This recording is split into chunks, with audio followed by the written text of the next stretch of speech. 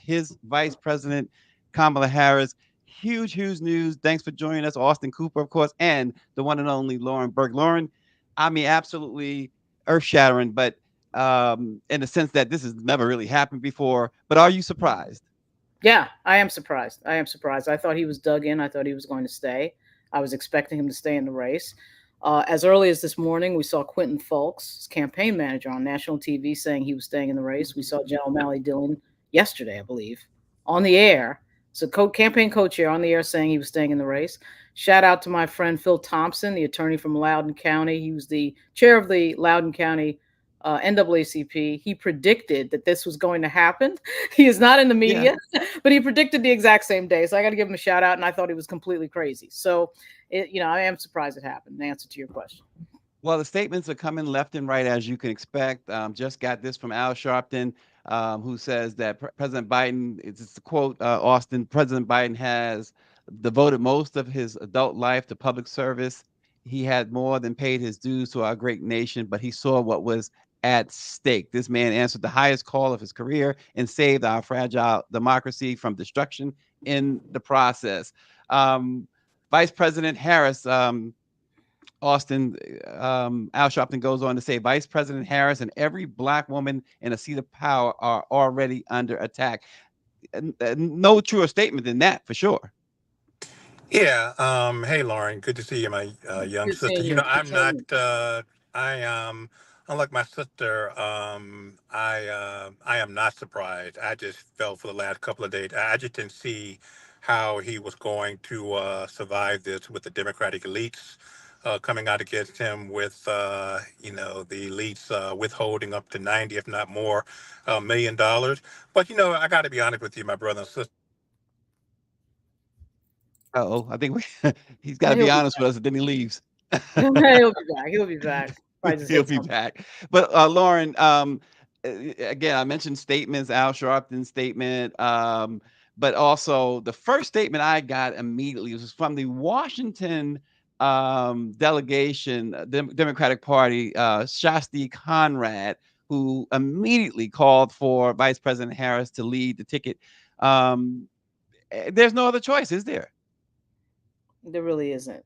Uh, there's just not. I mean, I think from a legal standpoint and from a timing standpoint, as Congresswoman Alexandria Ocasio Cortez brought up the other night, timing is a huge issue. And as we sit here right now, we have 24 days to the convention. No, I'm sorry. This is 20. This is day 25 into this crisis. We have 29 days or 28 days to the convention, 60 days to early voting in Virginia, and other states have early voting, and 106 days to election day. Timing is a huge problem here, a huge, huge problem. And of course, as most people know, in any sort of crisis, the amount of time you have to deal with it is a key element to how you respond. And this has been dragging on for 24 days, almost 3 weeks of this crisis. And finally, Mhm. we get to the point where I think the Democrats can figure out who their nominee is, which is no small thing, obviously.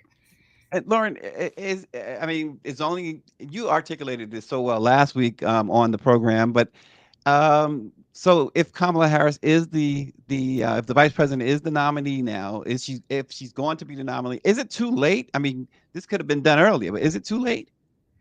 No, it's not too late. When Okay. your name is on the Uh, ballot for an election, your name is on the ballot for an election, and people are going to show up and vote.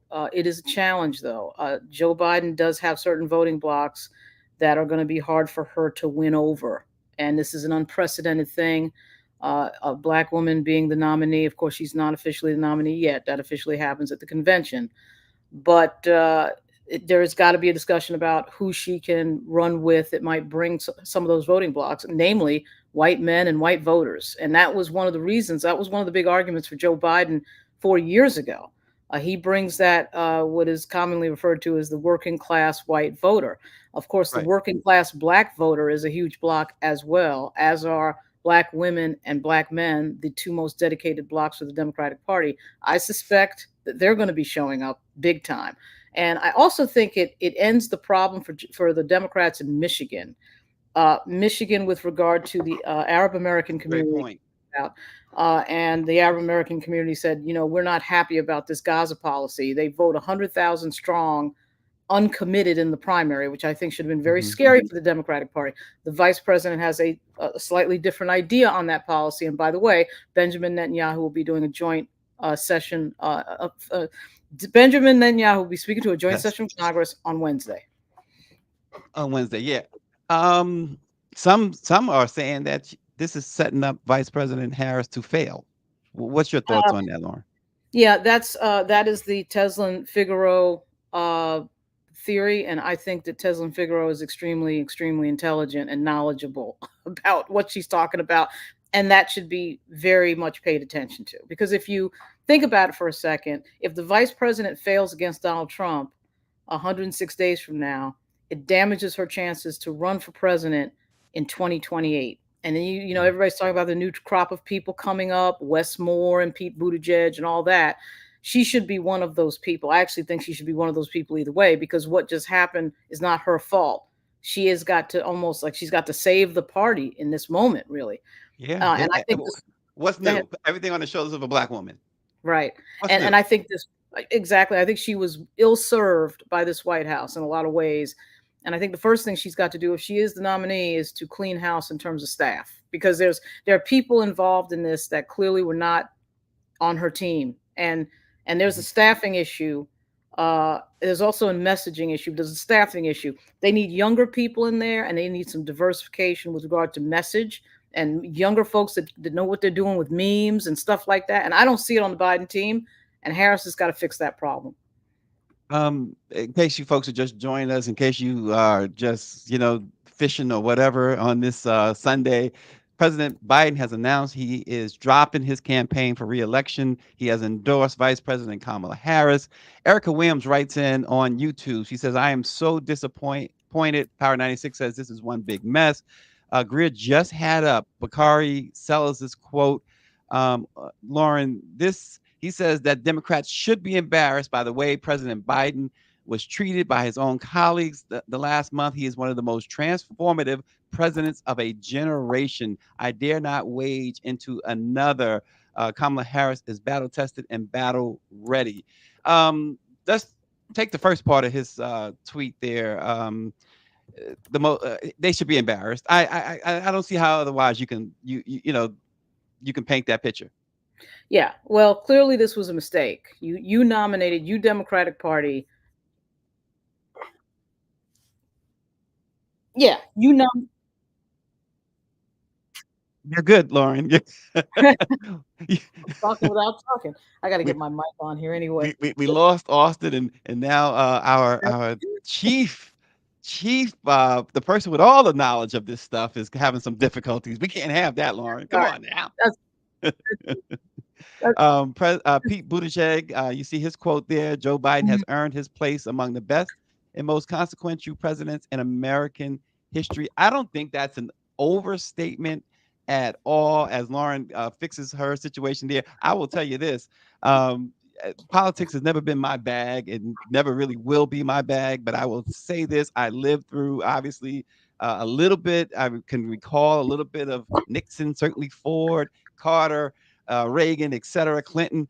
And I saw something in this man, that we probably didn't see in this man 30 years ago. We probably didn't see it in him 20 years ago, but I saw in him somebody who actually cared about the job and the people he represented. He really appeared to care.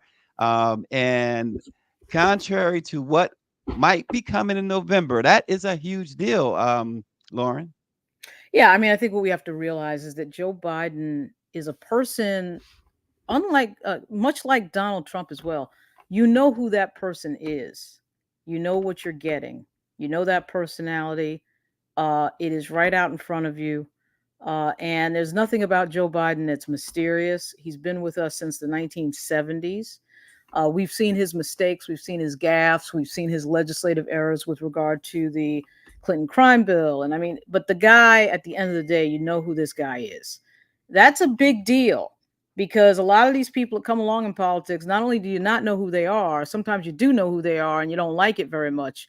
But Biden is one of these guys that is that throwback. He's a really sort of, to me, a throwback era politician. that 70-60 style politician, and that goes a long way with voters.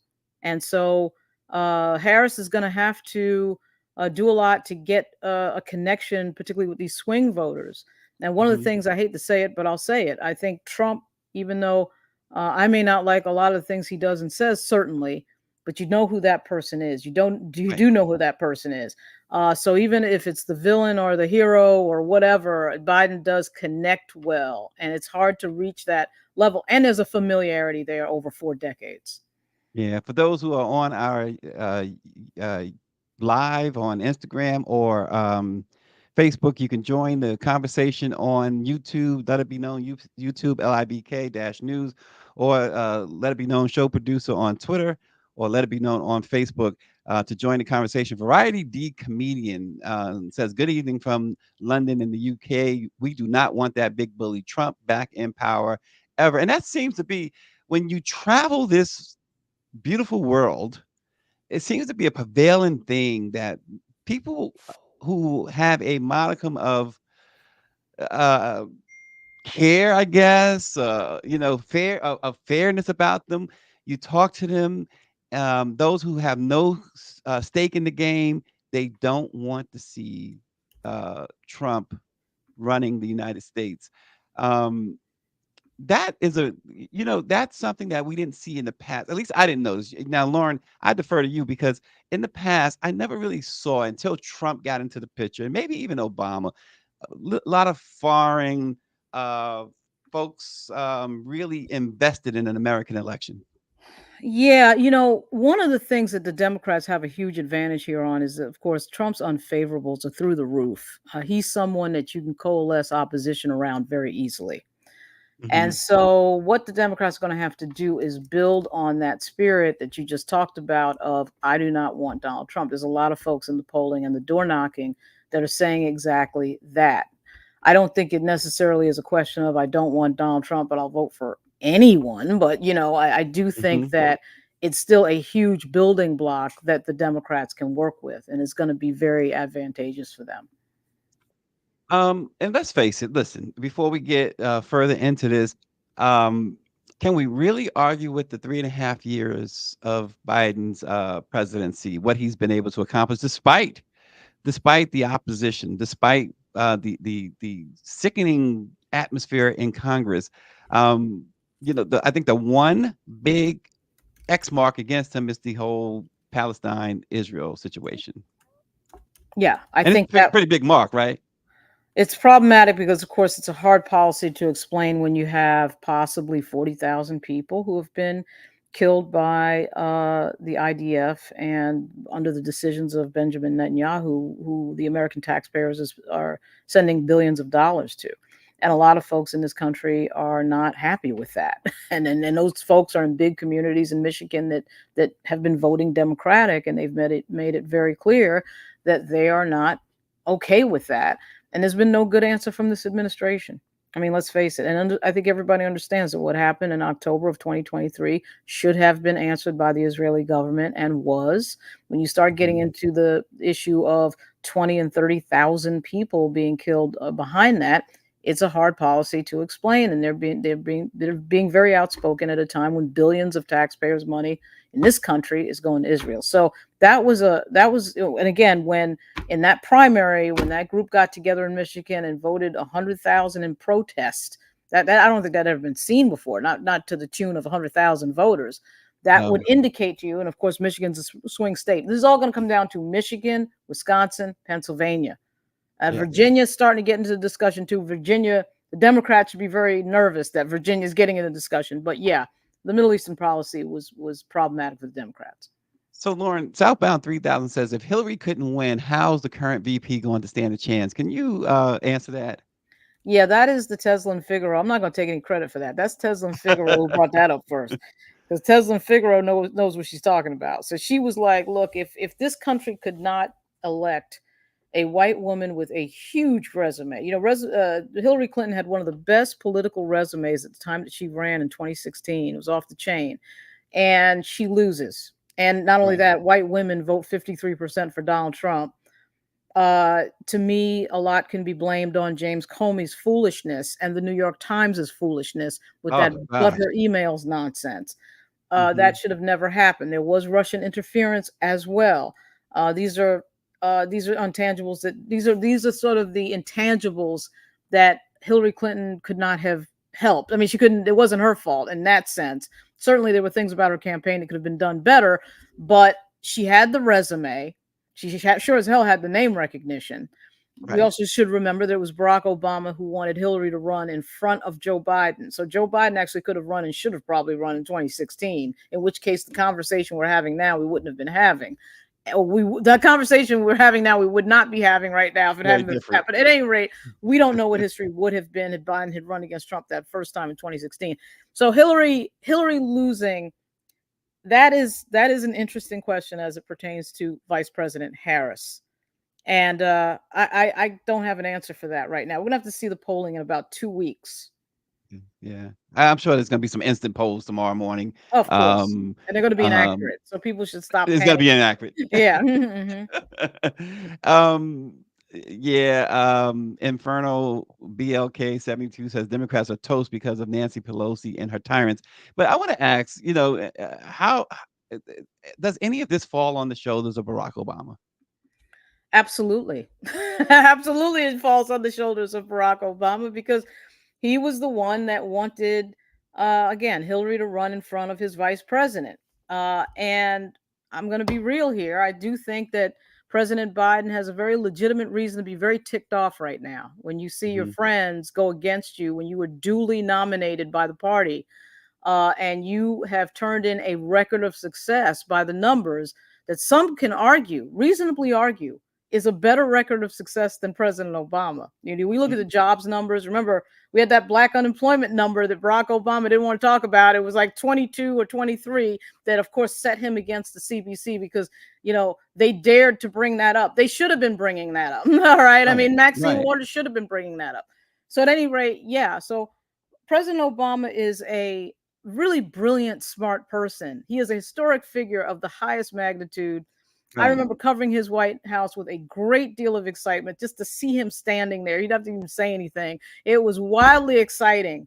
But as Yeah. a political prognosticator, he hasn't been that great. He's just brilliant about his Oh own gosh. game. So that's the Again, thing. folks, if you're just joining us, breaking news: President Biden has dropped out of his campaign for re-election. He has endorsed Vice President Kamala Harris.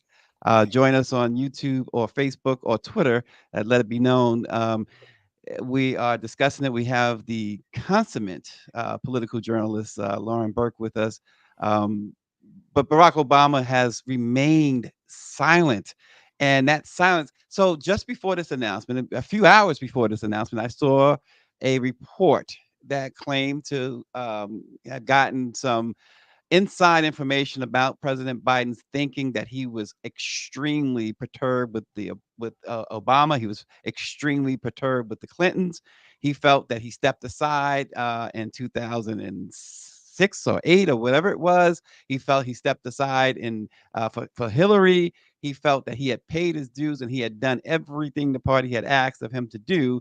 And now he felt backstabbed. And then here we are a couple hours later, the huge, huge earth-shattering announcement that the president has decided from his sick bed in Rehoboth Beach, Delaware, that he is not going to seek reelection and that he indeed is going to endorse his vice president to be the first African American woman to be the first woman, period, to hold that job. Lauren, Biden, you started to say it. Biden should be a little ticked off. He should be a lot of bit ticked off. A lot of I bit. mean, we're you got to remember, I think, what is it, 28 days to the convention? The convention is August 19th. Today is July 21. Yeah, they were So scheduled to do a roll call, right, in about 2 weeks. right. I mean, 28 days until the floor is a pretty harsh come down. This has never happened before in American history. The only comparable example for on the presidential level is of course Lyndon Johnson. And again, Lyndon Johnson made that announcement on March 31, 1968, which gave the Right. party a pretty good amount of time. Nobody, and you got to remember, the party was not trying to get Lyndon Johnson to push him out or embarrass him.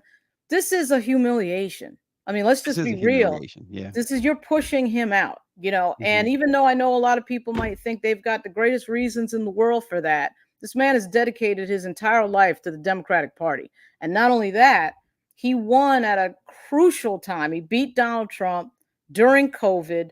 It was Hmm. the same year as George Floyd, so all sorts of stuff was going on. He picks the first black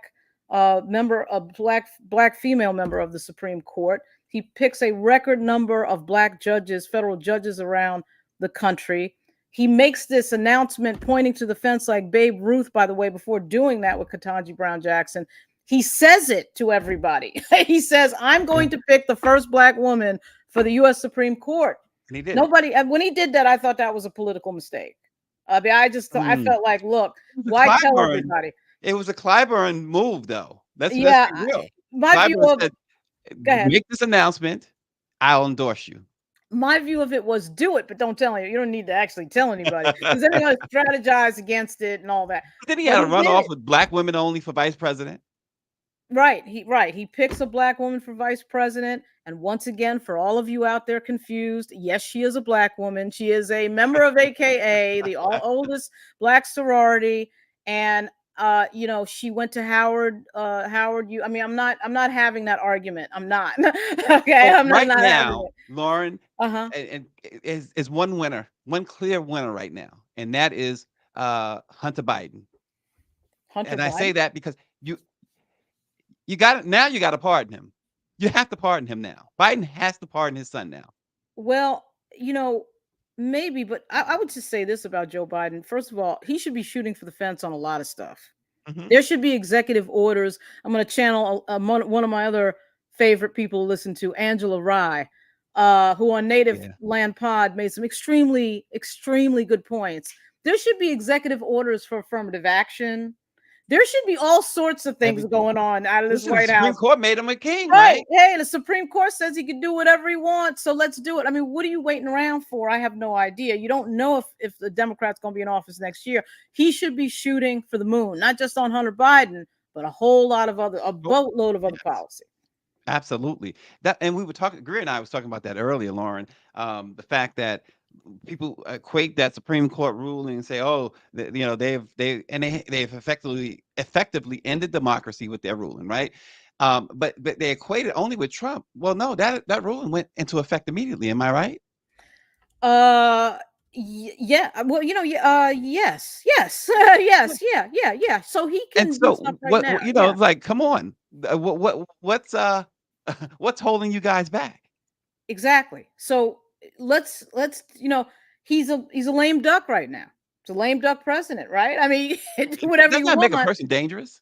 That's what I'm saying. I mean, I wouldn't say in Joe Biden's case, I wouldn't say dangerous because he's Not always been a Joe. responsible adult his entire life in office. But Listen, this is a I time am for this I is a am time to do definitely whatever you not want. feeling that whole Michelle Obama thing right now about when they go low stuff. That's out the window. That's Well, gone. yeah, that should be out the window. But he comes from those politics of I sat down and played poker with Strom Thurmond, even though I disagree. That's Joe Biden. Yeah, But I yeah, do think from a legislative and a policy standpoint, if you're not doing it now, when are you doing it?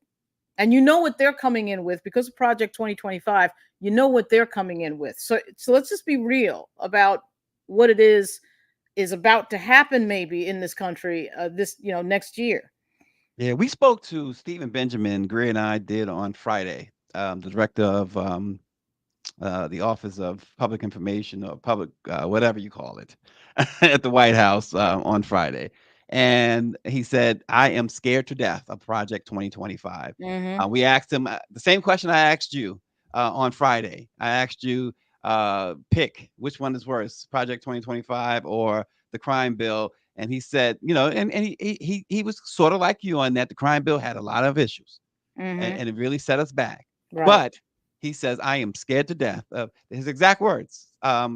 And we'll probably play more of that interview with Stephen Benjamin tomorrow Hmm. on Let It Be Known. But he says, he's afraid of it. It gives you nightmares. But people are angry right now, Lauren. How does the Democratic Party?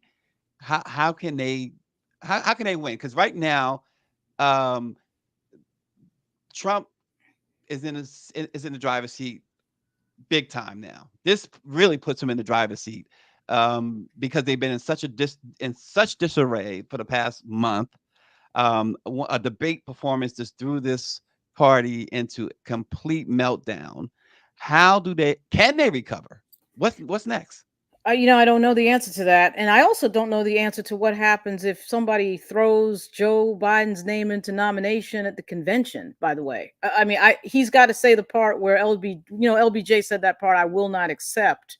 I Hmm. will not seek and I will not accept means don't put my name into nomination at the convention. I'm not sure that doesn't happen, particularly Mm. if the blue team can't get their act together in 28 days. And from what we've seen already, I'm not too hopeful because you got that Carville Obama dude bro wing that thinks you can have a mini convention and all this other stuff, which I think is ridiculous. I actually think that this right here is hugely risky. We might be looking back on all this and seeing this moment, July 21, 2024, is the moment they lost the election. We don't know Yeah. that yet. We'll know that in 106 days. But I can't answer the question, and I think nor can anyone else. This is when I start leaning on the Larry Sabatows of the world who have this more deeper knowledge. I'm a history major. I have a history degree, but they're older than me, so I get to ask them stuff about what was happening when they were alive, seeing it. This to me is a very risky moment for the Democratic Party in the country. Just got a statement from Democratic leader Hakeem Jeffries. He says, quote, President Joe Biden is one of the most accomplished and consequential leaders in American history. In less than one term, he rescued the nation from a once in a century pandemic, brought the economy roaring back from the brink of recession, enacted consequential legislation for everyday Americans, and saved our democracy by defeating the insurrectionists in chief. America is a better place today because President Joe Biden has led us with intellect, grace, and dignity. We are forever grateful. And you hear these statements, and yeah, I like Hakeem. I've had a chance to talk with him, rode the Amtrak with him a few times now. Yeah, yeah. Um, but these are some of these people, and I don't want to hear from Schumer. I don't want to hear from Pelosi. But these are the people who, by media accounts anyway, were doing the backstabbing. I mean, how does Uh, Joe Biden? How do you think Joe Biden feels when he sees um, a statement like this from somebody who allegedly, would now? Hakeem did come out. I believe it was Friday, and said Joe is our nominee.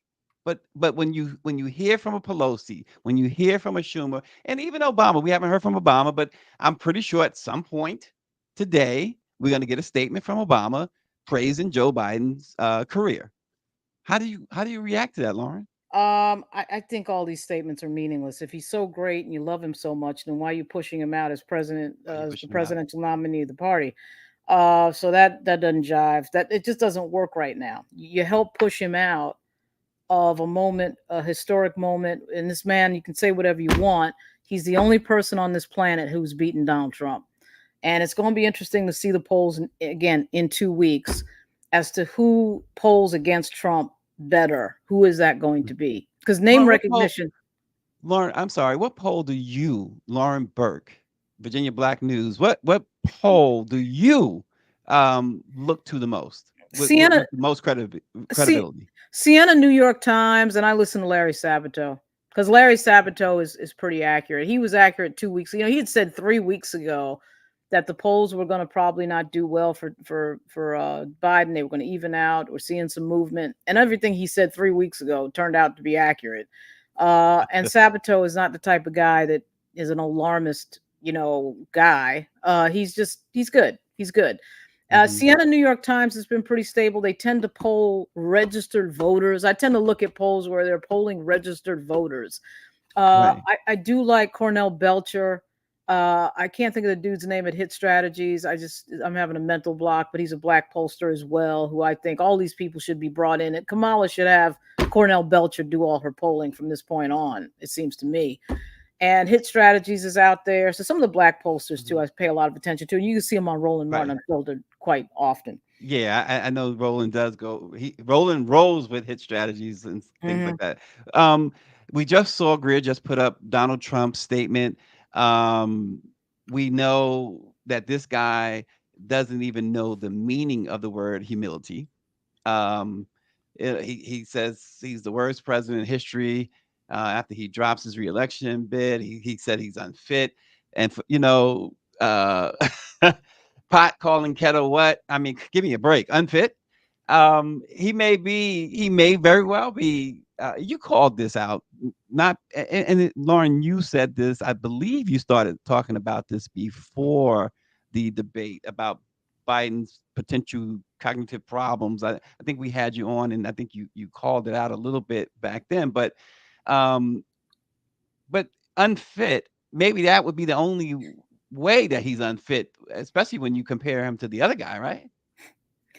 I mean, the idea that Donald Trump, who is a pathological liar, uh, had no government experience before running in 2016 whatsoever, has now been convicted. He is now a convicted felon. Has been involved in a rape case. Uh, has been involved. His family is involved in all sorts of chicanery that, for some mysterious reason, Merrick Garland won't investigate. And that would be Jared Mhm. Kushner and the gang. For him to be discussing anybody else's qualifications for anything is laughable. Donald Trump should shut his mouth. I know he won't. He is involved in a political campaign, and Donald so he Trump is shut his involved with mouth. political. Yeah, right. Yeah, he's involved in a political campaign, and he's doing what people do when they're involved in a political campaign.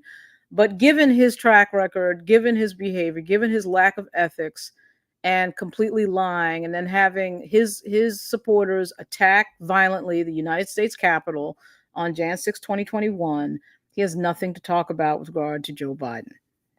Yeah, here's a man when someone was shot and killed last week at his one of his rallies, and when some shattered glass nicked his ear, Biden calls him up and wishes him well, and this is his response to Biden stepping out of the race, calling him unfit, and saying he never was. I mean, this is the real Donald Trump. I do want to ask this question because it's someone under the on YouTube using the screen name of Why Ask says, please speak about the difference between the Biden voter and VP Harris voters. Says this individual says there's a major difference between the two. Well, the only thing that we have really to try to figure out who might vote for Harris versus who might vote for Trump is, of course, Trump's numbers and, really, in my view, Hillary Clinton's numbers. Now, we can't, of course, say that Hillary Clinton and Vice President Harris are the same person, because they're not. But women in this country typically have had a harder time making it to that statewide office of governor, and certainly when it comes to the national offices, because we haven't had a female president.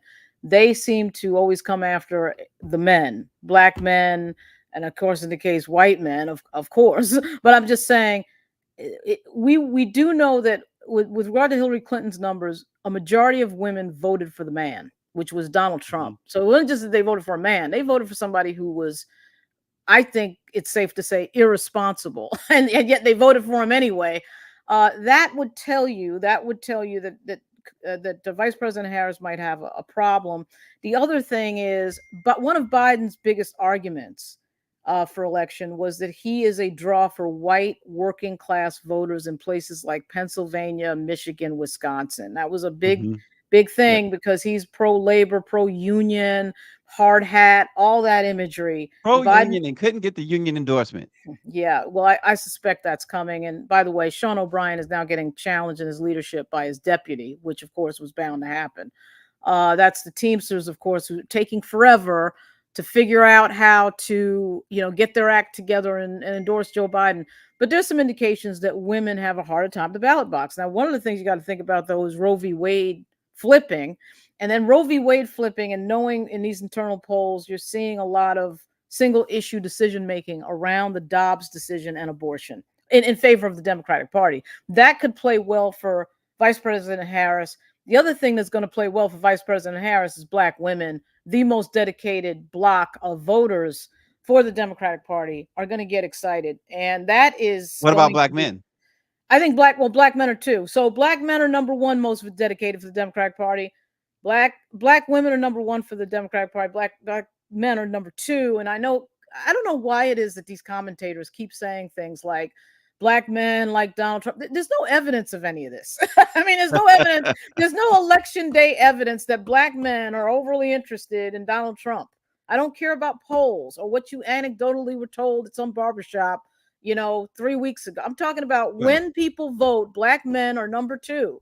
So we got to get off this thing of black men really like Donald Trump because he's masculine or incarceration and all these other stereotypical nonsensical things. Black men are right behind black women in terms of supporting the Democratic Party. So I don't know where that's coming from, but it is dumb and there's no evidence for it. There's no evidence for it. Why? Greer is asking, Lauren, is this simply Biden giving these elites the middle finger? He might be. He might be. I think he's just tired of this. I mean, wouldn't you be? Yeah. You see 30 members of your own party stabbing you in the back over a 24-day period. Nobody else has gone through that. Nobody. I Actually, mean, at this juncture too, right? no, not on this level. I mean, we certainly have seen, obviously, in state politics, people get backstabbed. You typically don't get backstabbed by your own party. I mean, Yeah. I'm going to say it Yeah, again, yeah. and the Democrats are exceedingly good at this. We saw it with Al Franken. We saw it with Andrew Cuomo. I mean, this is not an era where we can afford to lose people as talented and as smart as Andrew Cuomo and Al Franken. Al Franken was one of the best questioners in hearings I ever saw. By the way, Vice President Harris, then Senator Harris, wasn't bad either.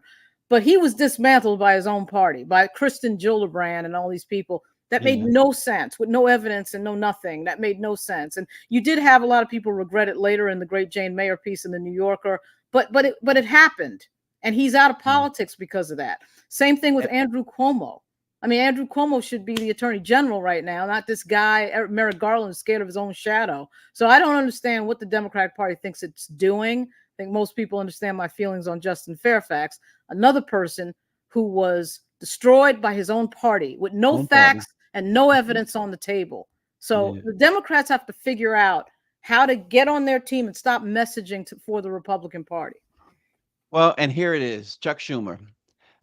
In a very short, brief statement, he says this: Joe Biden has not only been a great president and a great legislative leader, but he is a truly amazing human being. His decision, of course, was not easy, but he once again put his country, his party, and our future first. Joe, today shows you are a true patriot and great American.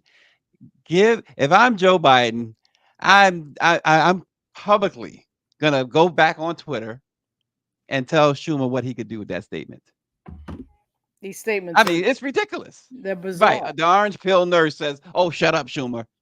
they're bizarre. I mean, you guys pushed this guy out for the last 24 days, and you look ridiculous. Just I've gotten to a point now where I'm more favorable to people who just come up to my face and say it, because these are just games. These are just games. Nobody believes that. Schumer, now we got news that Schumer went to Delaware and told Biden to get out, and then they never denied that. So apparently that's exactly what happened at that meeting. So come on.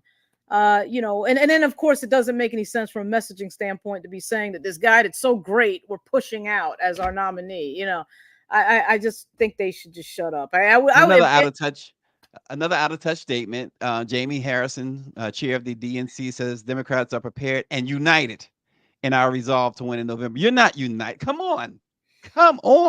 Well, Says this process will be governed by established rules and procedures of the party. Our delegates are prepared to take seriously their responsibility in swiftly delivering a candidate to the American people.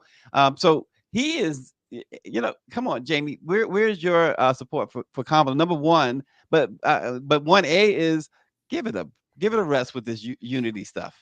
Who's going to buy that? Probably nobody. I mean, some of these people, and I think Jamie Harrison is one of them. He's just caught in the crosshairs of this moment.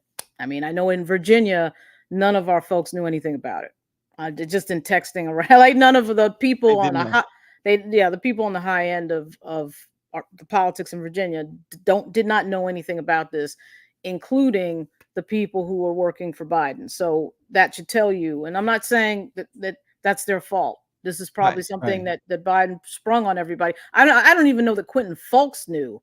Quentin Fulks was on TV. He was on television today, right? Right. And saying that the president was in the race.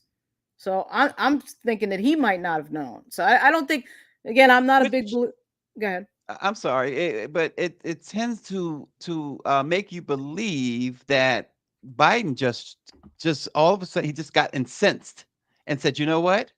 It's Sunday. It'll catch them totally off guard. I'm gonna tell them what they can do with themselves, and I'm leaving, and I'm gonna make sure to drop that in that my vice president should be the nominee. Yeah, I think that I don't blame. I'm not a big believer in blaming staff, because staff is usually a reflection of what the principal is doing, and having to handle and deal with that principal is not easy sometimes. And Mhm. certainly, we get to this high level, like President of the United States. This is not a city council race, so I'm not surprised that people don't know. It's not their fault that they don't know, because this might have just been him and Joe Biden sitting in a room and somebody Mhm. typing a letter up. I mean, it would not surprise me. We'll find out in somebody's book another year from now. But I just feel like when I hear that members of Congress and people who are on the campaign don't know, that tells me that nobody knew. And Quentin Yeah. Folks is somebody that was very confident this morning, Yeah. and it's Yeah. very hard to go out. I haven't been in this position, but I've been close of not knowing what your principal is telling people, and then you're out saying stuff, and then Yeah. you find out later that, oh my goodness, that's not what's happening. I've not had that happen. You got to be real straight with the people you consult. Do not put me in that position. But this Yeah. is, again, with respect to Somebody's nominating you for president, Lauren. yeah, I Inferno wish. Black. Yeah. Yeah, I wish. But Quentin Fulks is a really smart person, a really good messenger, Yeah. and for him to get out today and say all that, that tells me he didn't know anything, and that's Yeah. not his fault. It's not his fault. Yeah. And listen, before we wrap, they knew 3 years ago, they knew 2 years ago, they knew last year this man was old. I was with Ashley Fields, and we were at the White House maybe a month ago or so. Is the last time I saw the president up close. Um, and I mean, obviously, he's 81 years old. He looks 81 years old. He moves like an 81-year-old. Mhm. The stuttering is an 81-year-old stutter. I mean, whether or not there's something more there, that's it's up to debate, and now it's none of our business because he's made it none of our business now by stepping out of the race. But um, for Democrats, and we've talked about this, and I just want you to close on this again. For them to just go so public with this, the way they did, I mean, it's so damaging, Lauren. So I don't see how they recover. No, they can recover.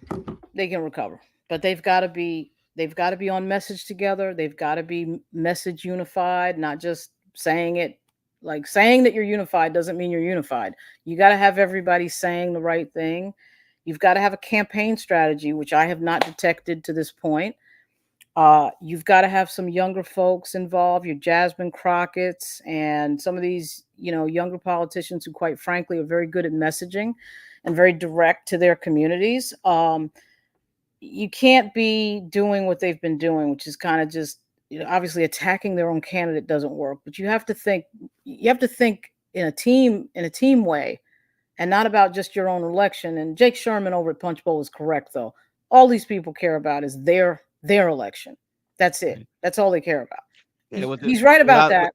But you can't show it publicly. I mean, just because you feel something doesn't mean everybody's got to know it publicly. So I just they're making some huge mistakes, and they can't continue to yeah, do that more. listen, the bottom line is they care about their own elections. Well, I tell you what, based on Mr. Dictator on day one, and based on Project 2025, they may not, their positions may be uh gotten rid of. It just might not even matter if everything breaks red in November. So it's just ludicrous.